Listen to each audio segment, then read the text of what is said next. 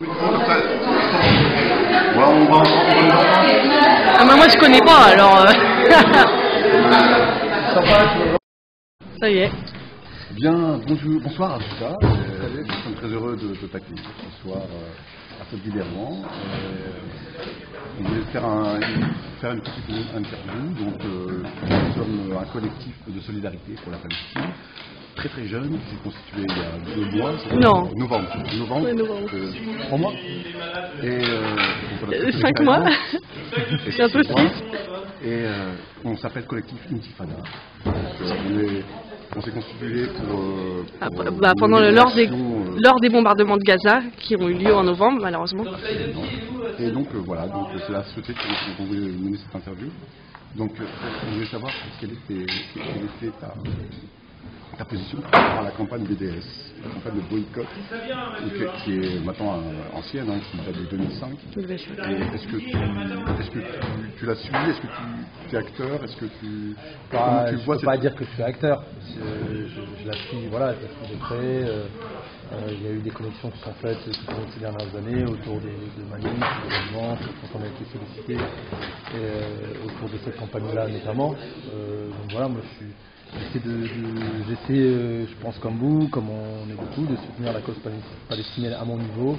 Et voilà, donc les connexions sont toujours par rapport à ça. Les gens savent que on fait partie de ces artistes engagés sur la cause palestinienne. Donc quand ils ont besoin d'une connexion artistique, voilà, ils nous appellent, ils savent que quand on peut, on vient. Et donc voilà, donc c'est à ce titre-là que j'ai pu soutenir la campagne BDS, mais je n'ai pas été un acteur, je serais mentir de dire. D'accord. Et dans le cadre de la campagne BDS, il y a justement un boycott culturel, où certains artistes ont décidé de boycotter l'État d'Israël en refusant de se produire d'abord là-bas. Ouais. Donc je pense à Roger Waters, de Floyd. Ouais. Et qu'est-ce que tu penses de ces initiatives? Ouais, quand j'ai lu ça, j'étais étonné parce que Roger Waters, c'est une grande personne qui, pourrait-on penser, même s'il a un passé un peu engagé, mais c'est parti, voilà, j'allais dire de l'establishment pour moi, c'est dans mon inconscient, quoi. Je me dis voilà, c'est quelqu'un de comme ça, et le voir comme ça, quelle personne médiatique se positionner comme ça aussi ouvertement, voilà, ça m'a fait plaisir, ça m'a fait, voilà, tu te dis qu'il y a des choses qui avancent. Je suis ça maintenant depuis quelques années, et c'est vrai que c'est toujours aussi dur quand tu parles de la Palestine, c'est toujours un mot tabou. Tu vois bien que voilà, qu'il y a des lobbies très puissants qui sont très présents, notamment en France. Parce que moi, j'ai des amis justement de la campagne BDS de Suisse qui ont fait quelque chose de très fort. Moi, je trouve ce qu'ils ont fait en Suisse, je trouvais ça très fort. Alors, tu vérifieras mes propos pour savoir s'ils sont bien allés jusqu'au bout de cette initiative-là. Mais il y avait deux grandes centrales de distribution en Suisse. Bon, comme ici on a les Auchan, les Leclerc, les Carrefour, les machins, eux ils en ont 2 grosses, je crois qu'il y en a une qui s'appelle Migros et l'autre qui s'appelle je sais plus quoi. Et ils ont eu un accord avec une des 2 centrales, pas pour faire interdire les produits qui viennent d'Israël, mais ils se sont mis d'accord avec la centrale dans tous leurs magasins pour que chacun des produits qui viennent d'Israël, qu'il y ait la mention pour les consommateurs, que les gens qui veulent choisir peuvent le faire, et que ce soit bien inscrit. Et ils ont eu cet accord-là, pour que ce soit inscrit dans tous les magasins sur chacun de ces produits-là. Donc voilà, c'est une petite bataille, ils n'ont pas gagné ils n'ont pas gagné la guerre, mais je trouvais que cette approche-là était intéressante. C'est-à-dire cette porte d'entrée-là était intéressante. C'est-à-dire, tout d'abord, on sensibilise le grand public, c'est-à-dire entre guillemets on vulgarise, on fait prendre conscience, voilà.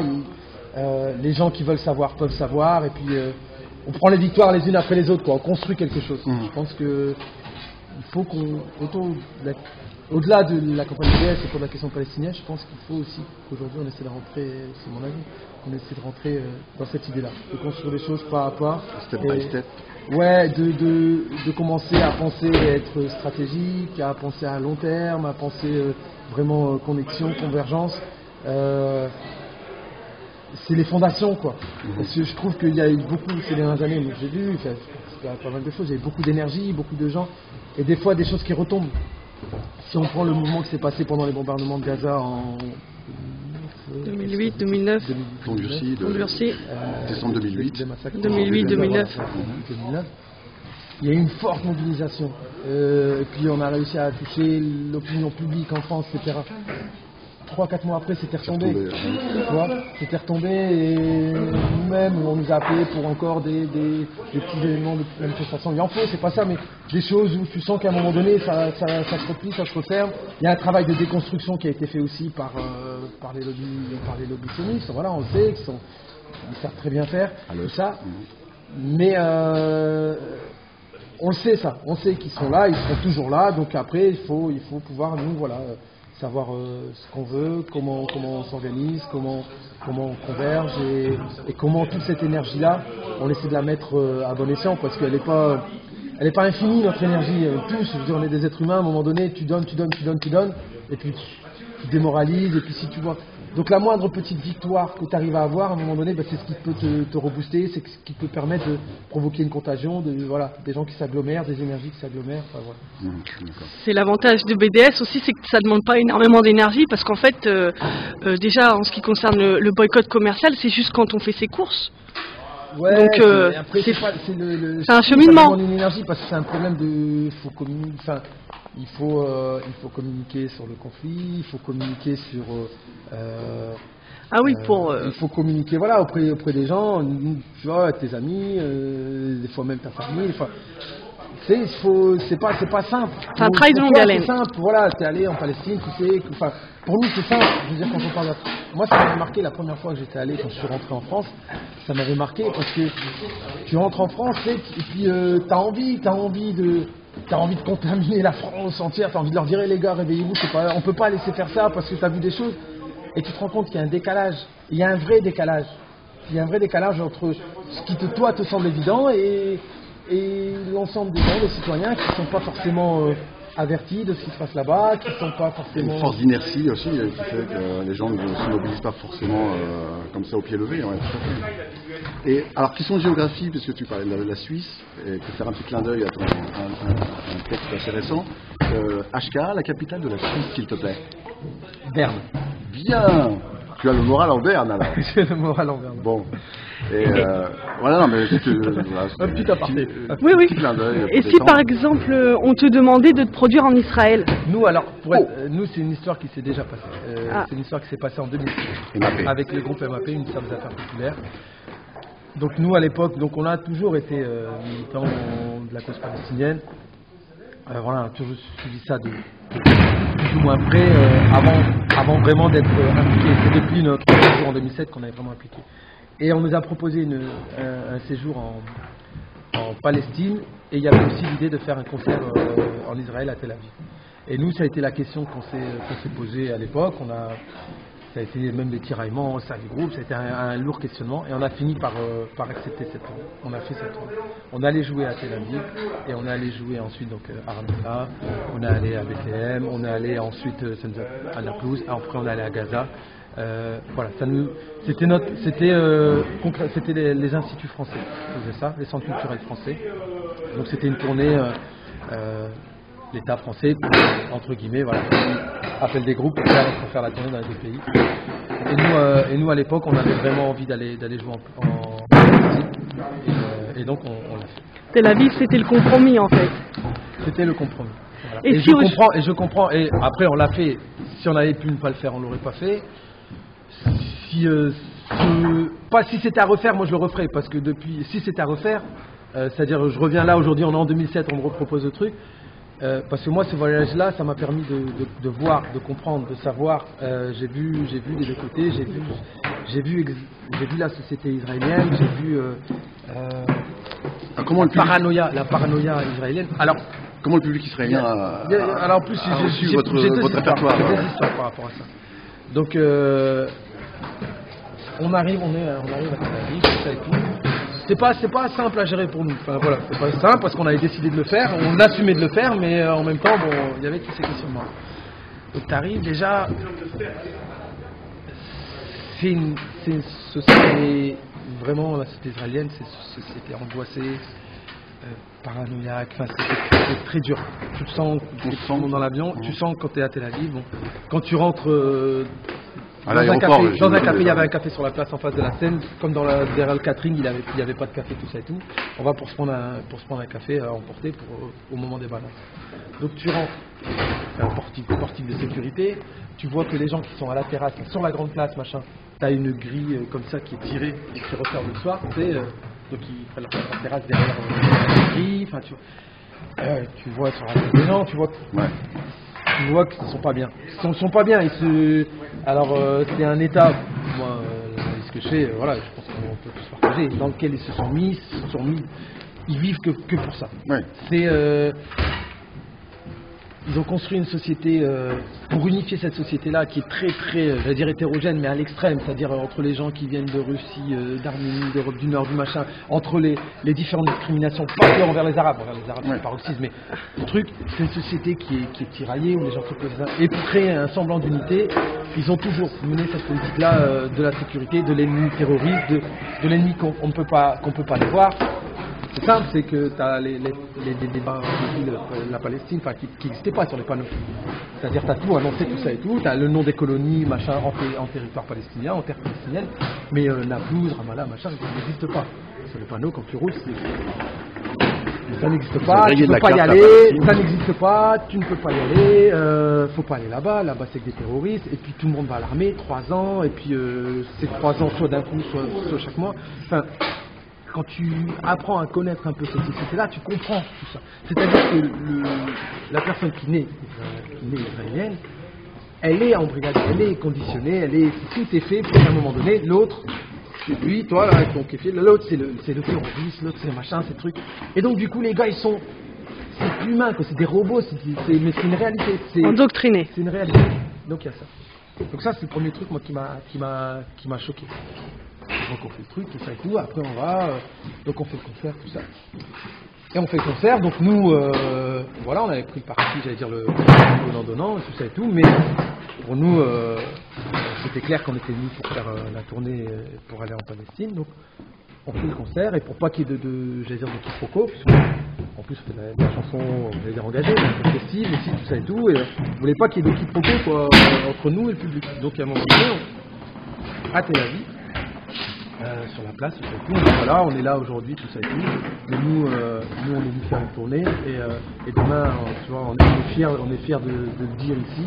Demain, on sera à Ramallah, en Palestine, derrière ces gens qui sont derrière les murs, derrière les checkpoints, et on est venu pour les voir, tout ça. Et les gens qui applaudissent, tout ça. J'étais étonné. J'étais étonné. C'est quelque chose que je comprenais pas. Et que je t'avoue que je comprends toujours pas vraiment. C'est ce qui s'est passé vraiment. Là, je te dis texto, on fait ce discours-là, j'allais dire au début du show, enfin, entre le début et le milieu, tu sais, et vraiment on prend le temps, 2-3 minutes, pour bien dire les choses clairement. Les gens qui applaudissent, on reprend. Ok, super. Oui, ils ont apprécié votre sincérité, votre franchise, voilà, le fait de ne pas avoir caché. Du noir et blanc, c'est compliqué. Enfin, moi je suis militant palestinien, donc c'est tellement plus simple. C'est comme pour les Israéliens, c'est simple de se dire que l'autre c'est un terroriste, que pour nous dire que les Israéliens c'est des chiens, c'est simple, c'est tellement simple de penser ça. Ça simplifie tout. Je veux dire, pour nous c'est plus, tu vois. La réalité est plus complexe. Elle est plus complexe que ça. Mais je sais que des gens qui sont là-bas, qui sont anticoloniaux ou les anarchistes, les machins, sont ultra minoritaires, comme nous on est ultra minoritaires en France. Ouais. Tu vois, ces gens-là existent. L'histoire des républiques, alors pendant la guerre du Liban, ça remonte maintenant à 30 ans longtemps. Ces gens-là ont existé, des gens comme Michel Warszawski, des gens. Donc voilà, moi quand je dis, c'est pas des conneries, quand je me dis voilà, je suis citoyen du monde, parce que moi ce qui m'intéresse c'est de dire que je suis un anticolonialiste, pas parce que je suis issu d'un enfant de colonisé, machin, etc. Non, parce que je crois en l'anticolonialisme, parce que c'est les valeurs. Et ces gens-là existent aussi. Des gens qui naissent en Israël, à un moment donné, peuvent aussi s'opposer à ça et refuser cette condition-là et ne pas accepter ça. Donc, ça existe aussi. Après, je sais pas, je te dis, ce soir-là, il s'est passé ça, je ne saurais pas l'expliquer exactement. D'accord. Donc, on fait notre tournée. Donc, on a pu voir cette tournée-là, ça nous a permis de voir donc ce côté-là à Tel Aviv, et puis après on a passé des jours en Palestine, donc je te dis, on a fait vraiment, puis on a rencontré des gens extraordinaires, et puis Et puis ça a été le fondement de notre engagement pour la Palestine. C'est vraiment en revenant de cette tournée d'Aït Amapé qu'on est devenu, j'allais dire, vraiment militant de la cause palestinienne. Parce que quand tu vas... Et puis, quand tu vas à Aïda, au camp d'Aïda, quand tu vois les mômes, les minots qui sont là, qui sont vivants, qui ont la banane, qui ont le truc, qui ont les yeux qui brillent, machin, mais qui vivent et qui grandissent au pied d'un mur, leur maison elle est là, elle est au pied du mur, et qui à un moment donné essaient de vivre en oubliant ce mur et qui... Tu restes, bon, tu te prends une claque, tu prends une claque, t'as plein de choses qui se passent. Enfin voilà, tu vois l'histoire des défilades en dessous de cette pompe, machin, la pelouse. En plus c'était en pleine incursion de l'armée israélienne. Enfin bref, sur ces jours-là on avait tout vu. Donc voilà. Après il y avait deux trucs. Il y avait Haïfa, parce que on nous avait demandé de jouer à Haïfa. Centre culturel français, pareil. Donc Haïfa c'est une ville où il y a une forte communauté les réfugiés de 48, voilà, arabe israélien. Donc nous on pensait que ça allait être ça le public, c'était bien annoncé. Haïfa il s'est passé tout le contraire de Tel Aviv, c'est que donc dans le show à l'époque de MAP c'était voilà, c'est Darbouka, c'est balancé par les machines tout ça et tout, et c'est salam alaikum et machin. On commence le concert, assalamu alaikum, les 2 tiers de la salle devant nous comme ça, sensiblement, mais c'est le truc qui se bat. Ah ouais. Il y avait eu Maldon en fait.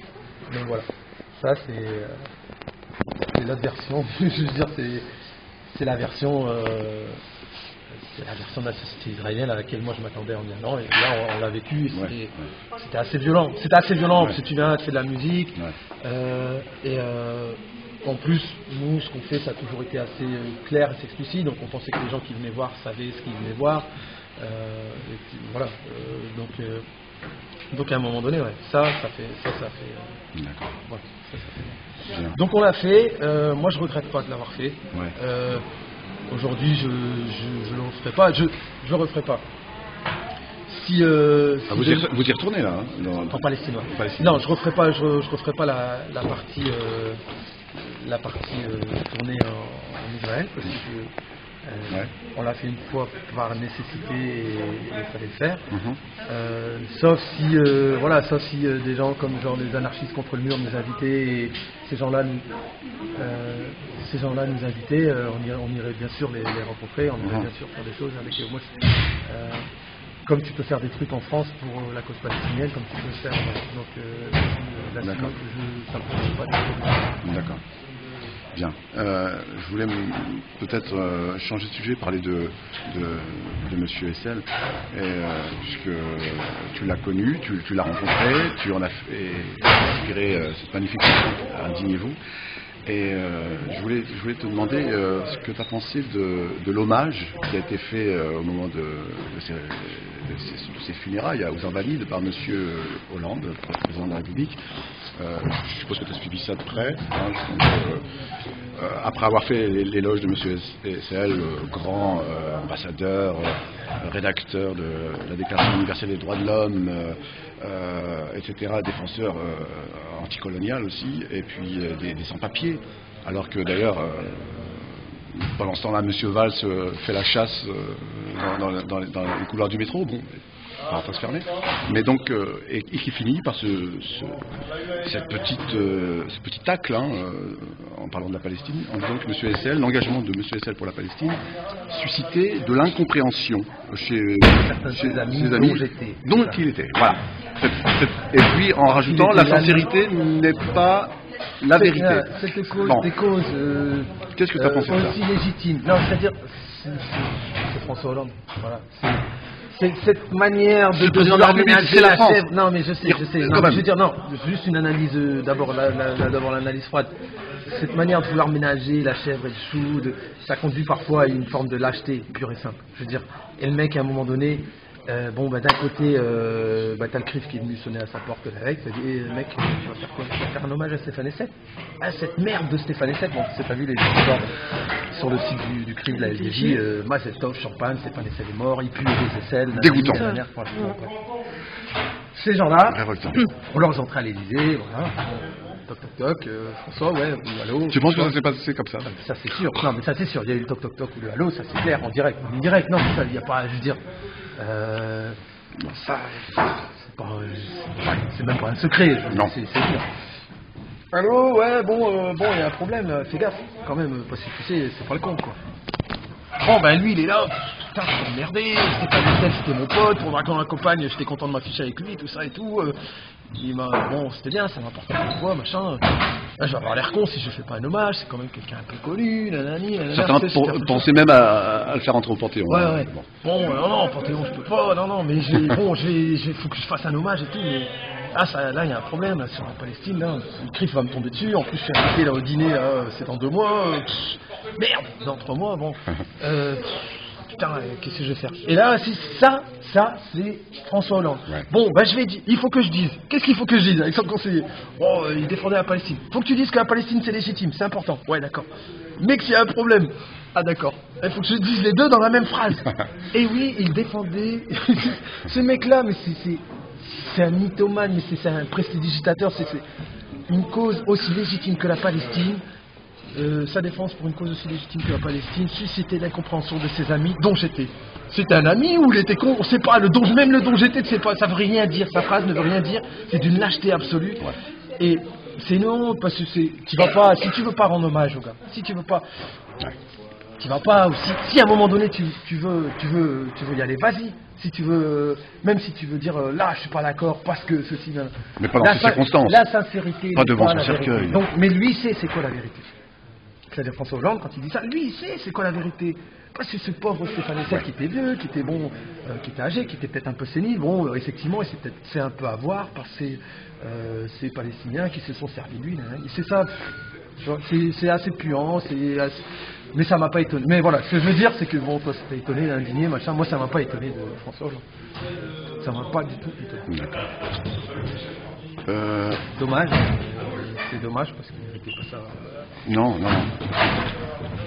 Mais il y a eu d'autres hommages, notamment à Montparnasse, au cimetière Montparnasse, qui ont été beaucoup plus humains et plus dignes. Et voilà, peut-être pour finir l'interview, oui, il y a 2-3 ans, tu as joué sur Champ de Mars, concert pour l'égalité, ça s'appelait un truc comme ça. Et il y a beaucoup de militants, notamment palestiniens, qui ont mal vécu, ça a créé une polémique. Je ne sais pas si c'est arrivé à tes oreilles, oui, j'imagine.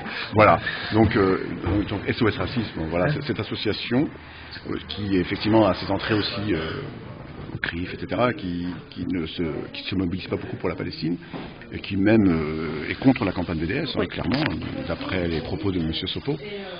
Voilà, et certains ont mal compris justement le fait que toi tu puisses jouer. Voilà. Qu'est-ce que tu leur réponds? Non, alors, ces gens-là, je veux dire, ils vont sauter de leur chaise quand ils verront l'interview, quand ils sauront que MAP en a joué à l'époque en Israël.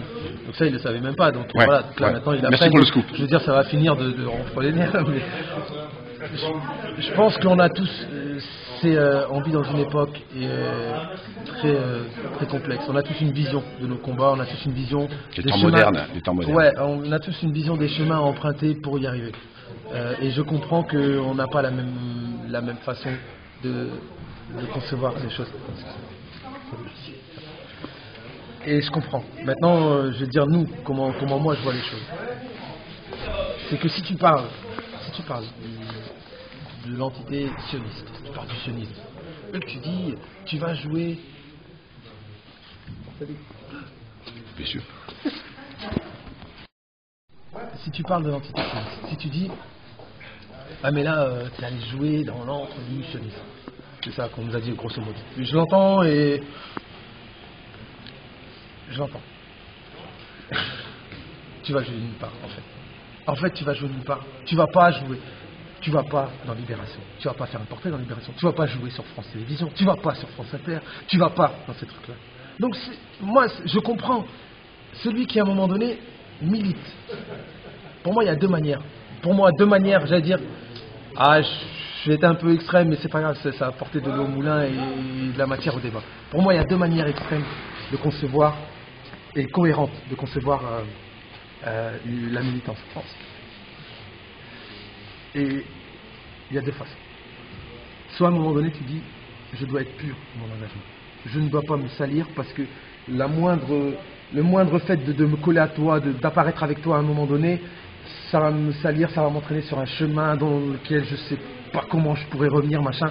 Il faut pas que j'ai affaire à toi, il faut pas que je te touche. Je touche personne, je vais vivre dans ma montagne, je trais mes vaches, je machin, et ça, respect. Le mec, lui, il est pur. Le gars là, il s'habille en laine, avec la laine de ses moutons, machin, il est pur. Parce qu'il va pas acheter ses fringues, tu vois, même tes fringues, tu sais pas d'où ils viennent, la multinationale, machin, etc., sur des fonds israéliens, tout.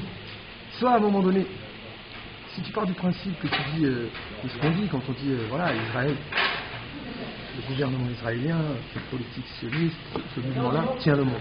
Si tu penses vraiment ça, si tu ne veux pas te faire avoir par ce monde-là, voilà, soit tu en es carrément à l'écart, et après tu essaies avec tous les gens qui sont à l'écart, qui sont aussi plus que toi, tu montes une armée, machin, et puis tu vas défoncer le monde. Pourquoi pas? Vraiment, je ne veux pas caricaturer, ça c'est une façon de voir. Une autre façon qui, moi, me semble cohérente, celle que vas-y, c'est bon, je vais aller sans vous. Je vais me faire accompagner. Et une autre façon qui est cohérente pour moi, c'est de se dire, voilà, je sais en quoi je crois. Je sais pourquoi je me bats. Je sais pourquoi je me bats. Je sais qui je suis. Et tu vois, et ça là-dessus, j'ai aucun doute. Tu vois, après, les gens peuvent en douter. J'ai pas de problème avec ça. Moi, je suis clair avec moi-même. Et à un moment donné, par rapport aux combats qui sont les miens, mon idée, c'est de me dire, voilà, tous les espaces m'appartiennent. Tous les espaces sont à moi. Toutes les occasions, à un moment donné, de faire avancer mes idées, mes combats, de creuser mon sillon, m'appartiennent. Et c'est à moi de les faire miens, c'est à moi de me les rapproprier, c'est à moi de les détourner, c'est à moi de faire en sorte qu'ils m'appartiennent. Même si à un moment donné, ils vont appartenir un instant, si je peux multiplier ces instants, si je peux à un moment donné. Ça, c'est sur les espaces existants. Mais je dis pas, bien sûr, il faut aussi se créer ses propres espaces. On n'est pas là que pour profiter des espaces des autres. Il faut aussi se créer ses propres espaces. Et agglomérer autour de ces espaces-là et les faire grandir, les faire grossir. C'est l'idée d'une conquête d'idées, d'une bataille d'idées. Donc à un moment donné, quand on revient sur ce concert-là, on nous propose...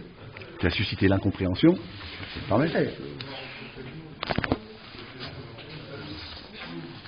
Bref, moi je ne veux pas rentrer dans le polémique, mais je veux dire, moi je suis d'une génération, j'ai jamais porté de pancarte SOS racisme, machin, j'ai jamais eu de badge jaune, d'accord? Je veux dire, j'ai jamais été collé des affiches. Tu vois. Donc chacun a voir son histoire, tout ça et tout. Des gens qui à un moment donné ont eu une histoire, qui se sont fait baiser la gueule par SOS racisme, c'est une réalité, il y a une génération de gens qui se sont fait baiser la gueule, c'est une réalité, je le sais, des grands frères à moi, des machins, je sais, moi j'ai pas vécu cette histoire-là. Moi, je suis pas. Quand ils m'ont appelé, ils ont appelé un artiste, ils ont dit voilà. Ils m'ont dit voilà, on fait un truc, Champ de Mars, machin. Il y aura 1 million de personnes. Ok, machin. Il y aura 1 million de personnes. Ce sera diffusé à la télé, nanani, nanana, etc. Ok. D'accord, le 14 juillet. Ok. Est-ce que vous viendrez bien chanter une chanson? Ok, d'accord. Après, ils nous demandent, voilà, vous voudrez chanter quelle chanson et tout. Nous, on leur dit, de toute façon, si on vient, on chante, on lâche rien. Ouais, ok. On chante, on lâche rien.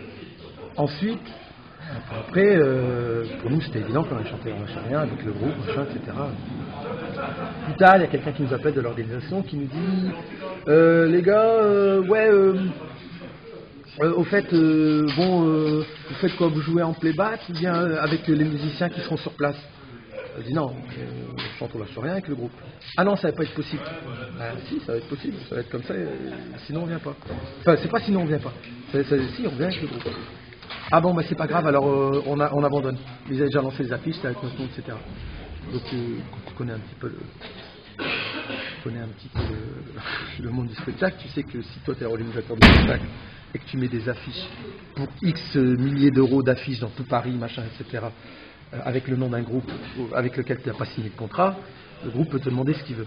Je lui dis ok, il n'y a pas de problème, en plus on va enregistrer notre deuxième album, je fais moi en plus j'ai besoin de 80 000 euros pour enregistrer mon deuxième album, il n'y a pas de souci, si tu ne veux pas nous faire venir, tu as mis notre nom un peu partout, il n'y a pas de souci, ça va se régler comme ça, et puis au tribunal, tu dis voilà, tu connais comme moi le milieu de la musique, donc c'est comme ça que ça va se passer, tu vas me donner un gros chèque, aucun problème avec ça. qui a fini par me rappeler en me disant ok d'accord, bon, je vais avec le musicien, etc. Puis il faudra chanter des duos, machin, des duos avec Patrick Delpech et Benalla. Je fais non, ça va pas être possible. Et puis une collective, tous derrière Gréva. Je fais non, on vient, on chante, on lâche rien et tout, ça nous fait plaisir. Et on part.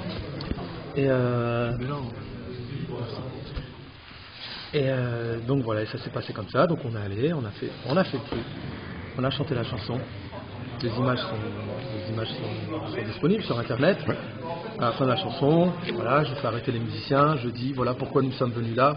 Nous sommes venus là, en plus à l'époque il y avait les premiers mouvements de contestation en Tunisie, etc. Nous sommes venus là pour parler de ces gens qui se battent en France, sur le mouvement social, de ces gens qui se battent en Tunisie, de ces gens qui se battent en Palestine. Tu vois, en tant que soutien de la cause palestinienne. C'est clair, les images existent. Donc, on est allé là, on a parlé à ces gens-là, on a chanté cette chanson-là, qui est une chanson très explicite, je veux dire, sur des paroles très claires. On a passé notre message à la fin. À partir de là, j'ai fait mon truc, j'ai fait ma part. Moi, je pars du principe que chacun fasse sa part. Après, il y a des incompréhensions, des machins, ok. Mais si à un moment donné, tu passes plus de temps à regarder ce que fait l'autre, c'est qu'il y a un problème déjà avec toi, ce que tu fais. Vas-y, construis des choses. Moi, je demande que ça. À un moment donné, moi, d'aller chanter devant 700 000 personnes sur une manifestation qu'on aura co-organisée ensemble autour de la Palestine. Je demande que ça. Tu vois ce que je veux dire? Cet espace-là, aujourd'hui, on ne sait pas le faire. Aujourd'hui, on ne l'a pas. C'est une réalité. Si demain, on l'a, on l'a. Donc après, je comprends, il y a des gens qui ne comprennent pas cette idée de conquête, de vouloir avancer dans ce monde-là, de vouloir... moi, je suis clair avec ça. Nous, on veut avoir l'audience la plus large possible. Parce que je suis musicien déjà, je suis musicien militant, mais je suis musicien. Mes références, mes idoles, mon idole, entre guillemets, c'est pas un mot que j'aime, mais c'est Bob Marley. Mais Bob Marley, si je l'ai connu, c'est parce qu'il passait dans toutes les radios, dans tous les télés, dans tout machin. Et ça n'en restait pas moins de Bob Marley. Et ses chansons, elles n'avaient pas moins de sens. Et War, c'était War, tu vois. Et c'est ça. Moi, c'est ma tradition. C'est ce que je suis. Donc, je suis dans ce chemin-là. Okay. Tu vois.